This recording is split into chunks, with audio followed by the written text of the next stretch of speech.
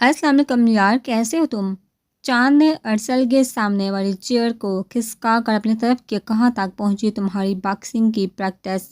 ٹھیک ہوں میں، اور میری باکسنگ کی پریکٹس بھی ٹھیک چل رہی ہے۔ تم کہاں گم ہو آج کل؟ سنا ہے اپنے ڈیڈ کے بزنس کو چھوڑ کر کسی اور کی کمپنی کے مینیجر بن گئے ہو۔ ٹھیک سنا ہے تم نے، چاند نے مینیو کارڈز دیکھتے ہوئے بنا ارسل کی طرف دیکھے جواب دیا، جس پر ارسل نے اس کی طرف چانچتی نظر سے دیکھا۔ ایسا کیوں؟ جب انکل کا خود کا بزنس ہے تو پھر تمہیں انہیں ہیلپ کرنی چاہیے، نہ کہ کسی اور کا بزنس جوائن کرنا چاہیے۔ ہاں یار جانتا ہوں، مگر میں نے بس جسٹ فار ایکسپیرینس کے لیے ان کی کمپنی جوائن کی ہے۔ جیسے ہی مجھے کام کا تھوڑا تجربہ آ جائے گا بزنس کا، میں ڈیڈ کی ہیلپ کروں گا۔ اپنی طرف سے اس نے اچھی خاصی دلیل دی تھی۔ پکا یہی ریزن ہے یا بات کچھ اور ہے؟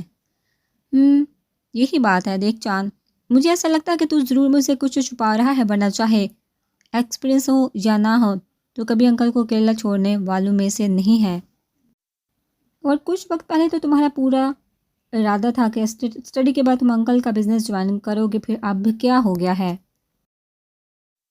کوئی بات ہے، کوئی پرابلم ہے تو مجھ سے شیئر کرو، میں ہیلپ کروں گا۔ اگر بزنس میں کچھ سمجھ نہیں آ رہی تو ارسل نے پیشکش کی، نہیں ایسا کچھ نہیں، مگر ہاں یہ بات بالکل سچ ہے کہ میں مقصد صرف ایکسپیرینس حاصل کرنا نہیں بلکہ صدیق کو سبق سکھانا ہے۔ چاند نے گویا ارسل کے سر پر دھماکہ کیا۔ کس بات کا سبق سکھانا ہے تجھے؟ صدیق کو ارسل جھنجھلا اٹھا۔ دیکھ چاند، میں کہہ رہا ہوں اپنے غصے پر کنٹرول رکھو۔ اور ایسی کون سی قیامت ٹوٹ پڑی جو تم اس بددماغ صدیق کو سبق سکھانے نکل پڑا؟ ارسل نے غور سے اس کے چہرے پر کچھ کھوجنا چاہا، مگر ہمیشہ کی طرح چاند کے دل حال اس کا چہرہ بیان نہیں کر سکتا۔ اپنے اندر کا حال وہ ہمیشہ چھپا جاتا تھا، کیونکہ اس نے بابا کی بزنس کے معاملے میں بہت بے عزتی کی ہے۔ اب میں اس کو بتاؤں گا کہ بزنس کیسے کیا جاتا ہے۔ یہی سوچ کر میں نے اس کا بزنس جوائن کیا تھا، مگر وہاں مجھے کوئی ایسا انسان ملا جس کی عقل توڑنا اور پیار، جذبات اور احساسات کے اصل معنی سمجھانا میری پہلی ضد سے زیادہ معنی رکھتا ہے۔ ارسل کو حقیقت سے آگاہ کرنے کے ساتھ ساتھ اس نے بریانی کی پلیٹ سے بھی بھرپور انصاف کرنا شروع کر دیا۔ تو یہ بات ہے، میرے خیال سے جس کی عقل توڑنی ہے وہ کوئی اور نہیں بلکہ صدیق کی بیٹی۔ ارسل نے چاند کی طرف دیکھتے ہوئے اپنی بات کی تصدیق چاہی،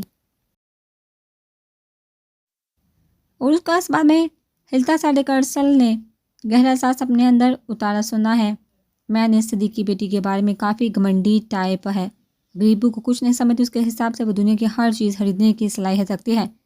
مگر یہاں دنیا میں ہزاروں لوگوں کو یہ گھمنڈ ہوتا ہے، اب کیا تم ہر کسی کا گھمنڈ توڑنے نکل پڑو گے؟ میرے خیال سے تم یہ سبق سکھانے والا خیال بھلے اپنے دماغ میں رکھو، مگر اس لڑکی کی عقل وغیرہ توڑنے کو تم رہنے دو، کیونکہ یہ تمہارا ہیڈک نہیں ہے۔ وقت اسے خود سمجھا دے گا۔ تمہیں فالتو میں خواہ کی مصیبت پالنے کی ضرورت نہیں۔ بھلے ہی وہ اپنے جذبات چھپانے میں ماہر تھا، مگر ارسل اچھے طریقے سے جانتا تھا کہ اس کے دل کی بات کیسے اگلوانی ہے، اور یہ ایسے کیسے چھوڑ دوں، اور یہ کسی اور کے سر کا درد کیوں ہو؟ یہ میرے سر کا درد ہے، میرے ہی سر کا درد رہے گا۔ کسی اور نے اسے اپنے سر کا درد بنانے کی کوشش بھی کی تو میں اس کا سر کھول دوں گا۔ غصے سے اس کو گھونٹے ہوئے اس نے اپنے دل کی بات اگل ہی دے، جس پر ارسل نے مسکرا کر اس کی طرف دیکھا۔ ہاں تو ایسا بولنا، اتنا کیا باوقار ہی ہو؟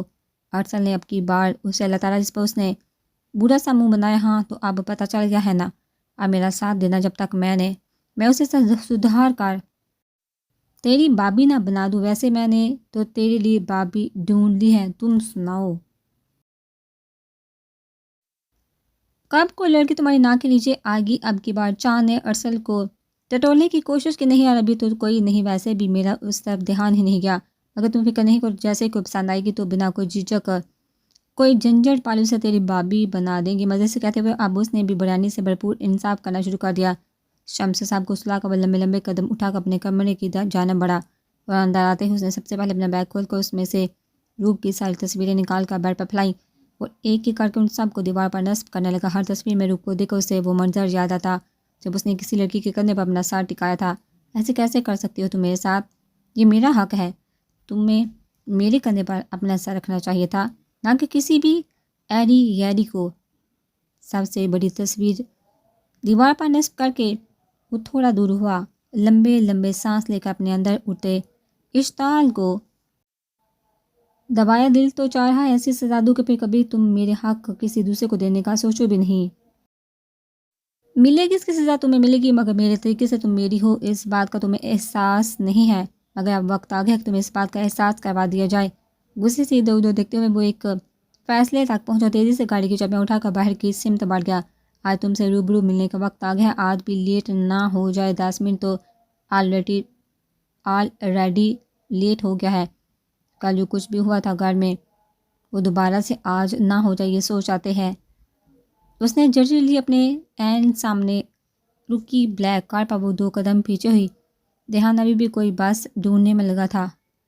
آج نہ جانے کیوں اسے ڈرائیور لینے نہیں آیا تھا، تو اب اسے خود ہی کوئی سواری لے کر گھر جانا تھا۔ گاڑی کا شیشہ نیچے کر کے ارسل نے ایک نظر اس کی طرف دیکھا جو بلیک عبایا میں سر پر سلیقے سے نقاب جمائے بے چین نظر سے ادھر ادھر دیکھتے ہوئے انگلیاں چٹا رہی تھی۔ بیٹھو۔ بنا اس کی طرف دیکھے ارسل نے اسے بیٹھنے کا حکم دیا، اس ہاتھ بڑھا کر فرنٹ سیٹ کا دروازہ کھولا۔ یہ تو وہی ہے جسے ارحم بھیا اور نانی اپنا سب سے بڑا دشمن کہتے ہیں۔ ارسل ملک کو دیکھ کر پہلے تو اسے حیرت کا شدید جھٹکا لگا، اوپر سے وہ اسے بیٹھنے کا بول رہا تھا۔ عجیب مصیبت میں پھنس گئی تھی وہ۔ بیٹھو۔ اب کی بار ارسل کا لہجہ سخت ہونے کے ساتھ وارن کرنے والا بھی تھا، جس پر نور کے رہ سے احسان بھی ہٹا ہوگا نہیں۔ مجھے گھر جانا ہے۔ اپنی گھبراہٹ پر قابو پاتے ہوئے اس نے بامشکل یہ الفاظ ادا کیے، جس سے سنتے ہی ارسل کا دماغ گھوم گیا۔ میڈم میں بھی آپ کو گھر تک چھوڑنے کا ہی ارادہ رکھتا ہوں، نہ کہ تاج محل گھمانے کا۔ اب بنا میرا وقت ضائع کیے بیٹھی سختی سے کہتے ہوئے اس نے کار کا دروازہ گلاس اوپر کیا۔ مرتی کہنا کرتے ہوئے چپ چاپ آ کر اس کے ساتھ بیٹھ کے ارسل نے ایک نظر سکر سمر کر دروازے سے چپک کر بیٹھی نور کی طرف دیکھا، افسوس سے گردن ہلائی۔ Seat belt باندھو۔ اس کا لہجہ ابھی بھی سختی لیے ہوئے تھا۔ اپنی بات پر عمل ہوتا دیکھ اس نے گاڑی تیزی سے آگے بڑھائی۔ ماحول میں یہ طرف چھائی خاموشی پر اس نے نظر گھما کر نور کی طرف دیکھا جو ابھی تک انگلیاں چٹانے کے شغل میں مصروف تھی۔ کون سا سبجیکٹ رکھا ہے تم نے؟ آخرکار ارسل نے ہی ماحول کا تناؤ کم کرنے کے لیے بات کا آغاز کیا تاکہ وہ تھوڑا ریلیکس فیل کرے۔ ببی کام۔ اس کے سہاں ہکلانے پر ارسل کا دماغ ایک بار پھر گھوم گیا۔ حد ہے اتنا لو کانفیڈنس، دل میں سوچتے ہوئے اس نے کار کی ایک بار پھر سپیڈ بڑھائی۔ پلیز جلدی چلائیے۔ آنکھوں میں نمی لیے گلوگیز لہجے میں اس نے التجا کی، جس پر ارسل نے حیرت سے اس کی طرف دیکھا۔ وہ تو پہلے سے ہی کافی تیزی سے گاڑی ڈرائیو کر رہا تھا۔ تقریباً 5 منٹ بعد اس نے رقیہ بیگم کے گھر کے عین سامنے گاڑی روکی۔ ابھی گاڑی پوری طرح رکی بھی نہیں تھی کہ نور جھٹکے سے دروازہ کھول کر تیزی سے باہر آئی۔ تھینک یو، اب آپ جائیے، تیزی سے کہتے ہوئے وہ بنا پلٹے اندر کی جانا بڑھ گئی۔ عجیب قسم کی لڑکی ہے، آئندہ اس کی کوئی ہیلپ نہیں کروں گا۔ دروازہ بند کرنے کے لیے جیسے ہی اس نے ہاتھ بڑھایا، لذت سیٹ سے نیچے گرے اسکارف پڑی۔ میڈم اتنی جلدی میں تھی کہ اپنی چیزیں یہیں چھوڑ گئی۔ ہاتھ بڑھا کر اس کا اسکارف اٹھاتے ہی وہ گاڑی سے باہر اترا اور قدم کر کے اندرونی حصے کی طرف بڑھا دیے۔ دروازہ کھولنے کے لیے جیسے ہی اس نے ہاتھ بڑھائے، اندر سے آتی آوازوں پر اس کے ہاتھ وہیں ساکت ہو گئے۔ بولو، میں کچھ پوچھ رہی ہوں۔ کس کے ساتھ آئی ہو تم؟ رقیہ بیگم کی چنگارتی آواز باہر تک آ رہی تھی۔ وہ نانی، آج ڈرائیور نہیں آیا تو میں کسی بس کا انتظار کر رہی تھی۔ پھر اپنی بات پوری کرنے سے پہلے اس کی ہچکی باندھ چکی تھی۔ پھر کیا؟ رقیہ بیگم ایک بار وہ چلائی۔ پھر ارسل اب بھی اس کی بات مکمل بھی نہیں ہوئی تھی کہ رقیہ بیگم کا ہاتھ زوردار طریقے سے نور کے منہ پر پڑا۔ بدذات ہمارے دشمن کے ساتھ ان کی کاروں میں رنگ رلیاں مناتی ہے۔ ہماری عزت نیلام کرنے کا ارادہ ہے اپنے بھائی کا، اور میرا سر ان لوگوں کے سامنے جھکانا چاہتی ہے۔ وہ نہ جانے نور سے اور کیا کیا بول رہی تھی، مگر ارسل کا غصہ ان کی سوچ کا فطور سن کر ہی صبا نیزے پر آ گیا تھا۔ مارے غصے کے اس نے ہاتھ میں پکڑے اسکارف پر اپنی گرفت مضبوط کی۔ اب اس کے سمجھ میں آ رہا تھا کیوں وہ اس کے ساتھ بیٹھنے سے کترا رہی تھی، کیوں اس سے اتنا جلدی گاڑی چلانے کا کہہ رہی تھی، کیوں گاڑی سے اترتے ہی اس نے بنا کسی لحاظ مربت کے اسے جانے کا بول دیا۔ مگر ایک بات جو اس کی سمجھ سے باہر تھی، باہر تھی، اپنی ہی نواسی کے ساتھ کوئی اتنا برا سلوک کیوں کرے گا؟ اور وہی اس کی آنکھوں سے یہ بات بھی پوشیدہ نہیں تھی کہ رقیہ بیگم ارحم پر اپنی جان نہ لٹاتی تھی۔ دیکھو تو صحیح، ذرا یہ چپکلی کی اولاد کی ساتھ دیواروں سے چپک کر میرا پیچھا کرنے میں لگا ہے۔ روشنی کی فلائٹ کے ٹیک آف ہوتے ہی اس نے نامحسوس طریقے سے اسی سمت کا رخ کیا جہاں اسے شک تھا کہ وہ آدمی اسی دیوار کے پیچھے چھپا ہے۔ لمبے لمبے قدم اٹھاتی وہ وہاں تک جا پہنچی، تبھی کوئی آدمی اسے دیکھتے ہی تیزی سے وہاں سے بھاگا، اس کے ساتھ روبو بھی اس کے پیچھے بھاگی۔ ابے رک جا، پیچھا کر رہے ہیں تیرا نا میرا، اب آؤ ذرا میرے سامنے بتاتی ہوں اچھے طریقے سے ایک لڑکی کا پیچھا کرنے کا انجام کیا ہوتا ہے، وہ بھی تب جب لڑکی کی کھوپڑی کھسکی ہوئی ہو۔ تیزی سے اس انسان کا پیچھے کرتے ہوئے وہ ایئرپورٹ سے باہر نکل آئی اور سامنے اسی آدمی کو گاڑی چلا کر بھاگتے دیکھ کر اس نے بھی اپنی گاڑی کا رخ کیا۔ چھوڑوں گی نہیں میں اس آدمی کو، یہ کیا سمجھتا ہے اس طرح بھاگنے سے یہ مجھ سے پیچھا چھڑوا لے گا؟ تو ایسا بالکل نہیں ہونے والا، یہ سب تو اس سے میرے پیچھے پیچھے آنے سے پہلے سوچنا چاہیے تھا۔ تیزی سے گاڑی گھما کو اس کے پیچھے لگاتے ہوئے وہ مسلسل بڑبڑا رہی تھی، مینیجر تمہاری ہمت کیسی میری کی گئی ڈیل کو رد کرنے کی غصے میں شعلہ جوالا بنے وہ اس کے آفس میں داخل ہوئی۔ چاند نے ایک نظر اس کی طرف دیکھا، جینز اور سلیو لیس ٹاپ، میچنگ ٹاپس اور نیچرل سا میک اپ کی وہ چاند کو ہی گور ہی تھی۔ کون سی ڈیل؟ چاند نے معصومیت کی انتہا کرتے ہوئے حد درجہ حیرانگی کا مظاہرہ کیا۔ What you mean? کون سی ڈیل؟ اس کے اس قدر بے خبری کے مشاہدے پر میسی بنا اٹھی، وہی کتے کے بچے والی ڈیل جو میں نے 40 لاکھ میں کنفرم کی تھی۔ تفصیل دینے کے ساتھ ساتھ اس نے چاند کے ایک ایکسپریشن کا مظاہرہ کیا اور اسے وہاں سوائے بے خبری کے کچھ نظر نہ آیا۔ اوہ اچھا وہ ڈیل، سوری آپ کس ڈیل کے لیے؟ سر نے ہاں نہیں کی۔ آپ کی ہر قسم کی عیاشی اور فضول خرچی کو افورڈ کر سکتے ہیں، مگر انہیں ایک معمولی کتے کا چھوٹا سا بچہ 40 لاکھ میں قبول نہیں تھا۔ سو انہوں نے اس کتے کے بچے کو واپس اس کے مالک کو سونپنے کا آرڈر لگا دیا اور میں بیچارہ ان کا ادنا غلام بلا ان کی حکم عدولی کیسے کر سکتا تھا؟ تو بنا کسی حیل و حجت میں نے جنڈر سے وہ پیارا سا پپی اس کے مالک کو واپس کر دیا۔ چاند نے بھی اس پر مشی کی آنکھوں میں آنکھیں ڈال کر مزے سے جواب دیا، جس پر مشی نے اپنا روح بدل کر باہر کی سمت دیکھنا شروع کر دیا۔ پتہ نہیں کیوں ہمیشہ وہ اس کی گہری کالی ذہانت سے بھرپور آنکھوں میں دیکھنے سے کتراتی تھی۔ شاید جو چاند کی آنکھیں بولتی تھی وہ مشعل صدیقی سننا نہیں چاہتی تھی۔ مجھے ڈیڈ سے بات کرنی ہے اور انہیں وہ کتے کا بچہ مجھے 40 لاکھ میں لے کر دینا ہی ہوگا۔ اب کی بار اس نے لب بینچ کو اپنا غصہ ضبط کرنے کی کوشش کی۔ دیکھیے میڈم، میں بول چکا ہوں کہ سر کو آپ کی یہ فضول خرچی منظور نہیں، فضول خرچی نہیں ہے، پسند ہے وہ مجھے وہ کتے کا بچہ پسند آ گیا ہے، تبھی مجھے وہ ہر قیمت پر چاہیے۔ اب کی بار وہ دبے غصے سے تقریباً چل آئی۔ وہ اچھا ایسی بات ہے تو میں آپ کو آپ ہی کے بارے میں ہی بتاتا چلوں کہ آپ کو کتوں اور ان کے بچوں سے ساتھ نفرت ہے اور الرجی بھی۔ اب کی بار چاند نے اسے لاجواب کر دیا تھا۔ تو تمہیں میں دیکھ لوں گی، 2 ٹکے کے مینیجر غصے سے کہتے ہوئے وہ اس کے آفس سے باہر نکل آئی۔ ضرور دیکھیں، میں تو چاہتا ہوں کہ آپ صرف میری طرف اور اس بڑی دنیا میں صرف مجھے ہی دیکھیں۔ شاملہ سے لے کر کے اس کا رخ ملک ہاؤس کی طرف تھا۔ اب وہ ملک ہاؤس کچھ دور ہی تھا۔ اچانک ایک کار آنے پر اس نے گاڑی کا رخ تیزی سے مخالف سمت موڑا۔ تقریباً فل سپیڈ میں اس نے گاڑی اپنی منزل کی طرف رواں دواں کی۔ ماتھے پر پڑی ہزاروں سلویٹیں اس کے غصے کی انتہا کی گواہی دے رہی تھی۔ نہیں، ایسا نہیں ہو سکتا، میں ایسا ہونے نہیں دوں گا۔ ایک بار پھر وہ مجھ سے میرے جینے کی وجہ نہیں چھین سکتے۔ اب مصطفیٰ شاہ کمزور نہیں رہا جو کچھ نہ کر سکے۔ اب میں اپنی بربادی کا نظارہ اپنی آنکھوں کے سامنے نہیں دیکھ سکتا۔ وقت کو بدلنے آیا ہوں میں، دوبارہ وقت کے ہاتھوں زخم کھانے کا میرا کوئی ارادہ نہیں۔ گاڑی کی سپیڈ انتہا کو پہنچاتے ہوئے وہ خود میں ہی بڑبڑانے لگا۔ وہ کافی دیر سے اس آدمی کا پیچھا کر رہی تھی، مگر درمیان میں ہی اچانک سامنے والے نے خطرناک حد تک سپیڈ بڑھا دی تھی۔ کچھ ہی پل میں وہ گاڑی روپ کی نظر سے اوجھل ہو گئی۔ شٹ یار، یہ پہلا بندہ تھا جو میرے ہاتھوں سے ثابت نکل گیا۔ اگر ہاتھ لگ جاتا تو 206 کی 210 کر کے بیٹھی گاڑی ایک طرف روک کر وہ باہر آئی۔ ہاتھوں میں گاڑی کی چابی گھماتے ہوئے اس نے ادھر ادھر دیکھنا شروع کر دیا۔ یہ علاقہ کافی سنسان لگ رہا تھا۔ روڈ کے دونوں طرف زیادہ گھنا تو نہیں مگر پھر بھی جنگل تھا۔ اگر وہ اپنی گاڑی 1-2 کلومیٹر اور دور تک لے جاتی تو یقیناً گھنے جنگل کی حد میں پہنچ جاتی۔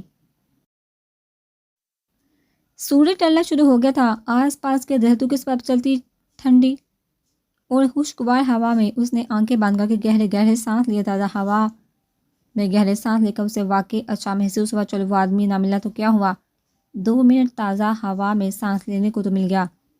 اس ہوا کا مزہ بعد میں لے لینا میڈم جی، پہلے کچھ ہمارے دل بہلانے کا سامان بھی کر دو۔ اپنی پیچھے سے ابھرتی آواز پر اس کے ماتھے پر کئی تیوریاں آ گئی۔ تھوڑا مڑ کر اس نے اس فضول گوئی کرنے والے کی سمت دیکھا تو ایک طنزیہ مسکراہٹ اس کے لبوں پر آئی اور سامنے وہی آدمی دو اور آدمیوں کے ساتھ کھڑا تھا جس کا وہ پیچھا کرتے کرتے یہاں تک آئی تھی۔ کیوں بے موٹے اکیلے؟ کیا تجھے مجھ سے ڈر لگ رہا تھا یا پھر اپنی مردانگی پر شک تھا جو ان دو مشتنڈوں کو بھی ساتھ لے آیا؟ لفظوں کے تیر چلاتے ہوئے اس کے اطمینان میں کوئی کمی نہیں آئی تھی، بلکہ سامنے والے تینوں آدمیوں کا غصہ سوانیزے پا گیا تھا۔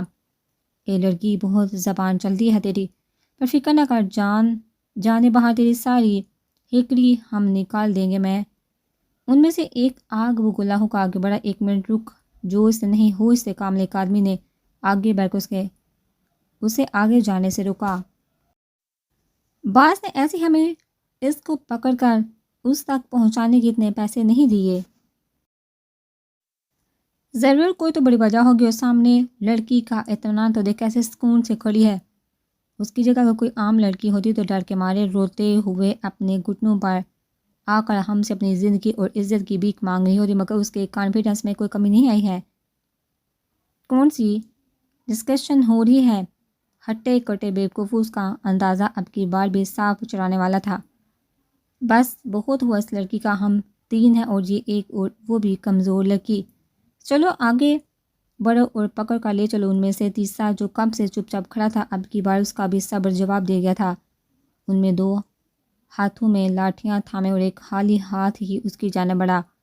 دونوں نے ایک ساتھ پوری طاقت لگا کر روح پر وار کیا، مگر بجلی کی پھوٹی سے نیچے جھک کر اس نے ایک کی لاٹھی کو دونوں ہاتھوں میں مضبوطی سے تھاما اور اسی لاٹھی پر ہاتھوں سے وزن بڑھا کر ہوا میں اڑتے ہوئے ایک ایک فلائنگ کک دونوں کے منہ پر ماری، جن میں سے ایک کے ناک سے فوراً خون بہہ نکلا جبکہ دوسرا زمین پر جا گرا، اور تیسرے کے ہاتھوں سے لاٹھی چین کر دونوں کے منہ پر ایک ساتھ کاری ضرب لگائی۔